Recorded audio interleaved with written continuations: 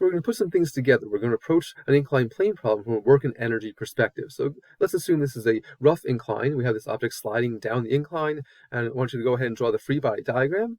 Pause the video as you do. All right, so there's a nice quick review. Of course, we have weight pointing straight down, normal force on the angle. And since I did say it's a rough incline, there's going to be a force of friction, of course, opposing the motion.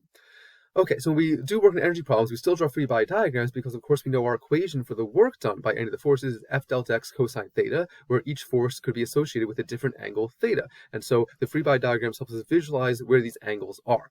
So let's take them one at a time. Let's say, for example, for the normal force, of course, the angle is always measured between the force and the displacement. And so we can clearly see that's going to be a 90-degree angle, as it often is.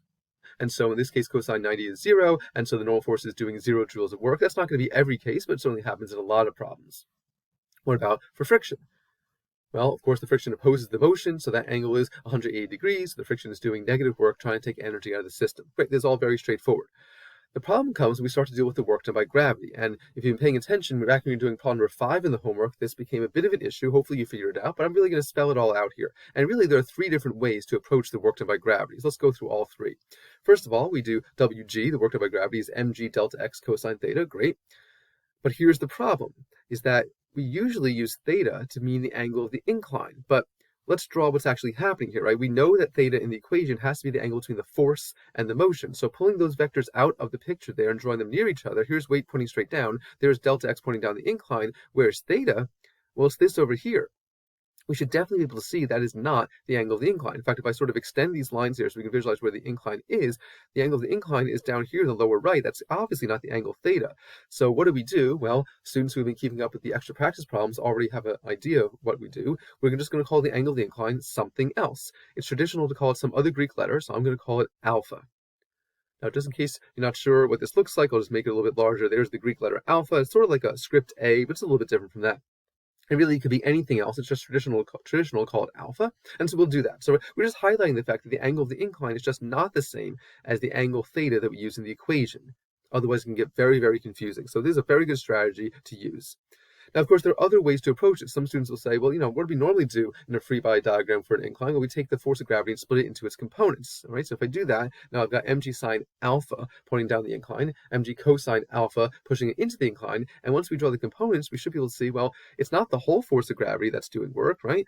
The mg cosine alpha component is sort of wasted effort. It's really just the mg sine alpha component that's actually doing anything. So we can write the work done by gravity in terms of that. So we replace f delta x cosine theta with mg sine alpha, only the component pointing along the incline, delta x, and then cosine of what angle? Well, look at it. Mg sine alpha points down the incline, delta x points down the incline. That, of course, is an angle of 0 degrees. They point the same way.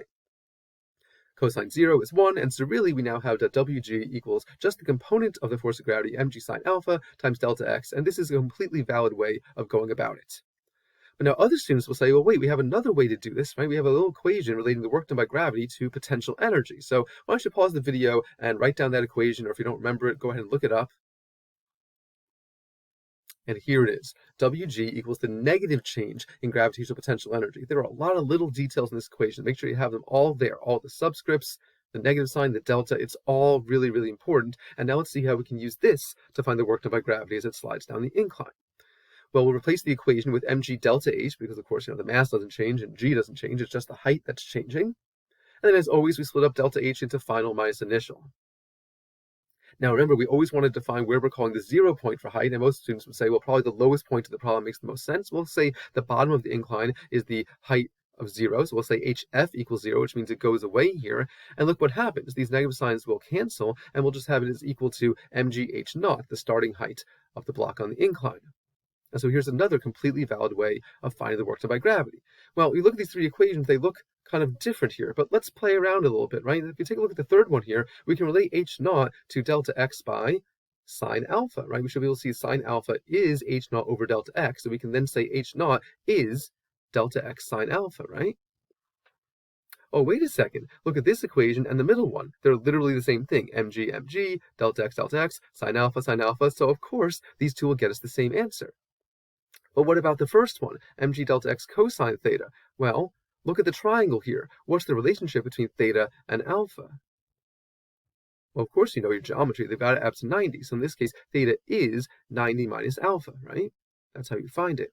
And now you should know your trig identities. You should know how the sine and cosine functions work. We should know that cosine of 90 minus alpha is the same thing as sine of alpha. And look at this. All three equations are literally the same thing, which is great. So it doesn't really matter which approach you take. You should be able to get the same answer regardless.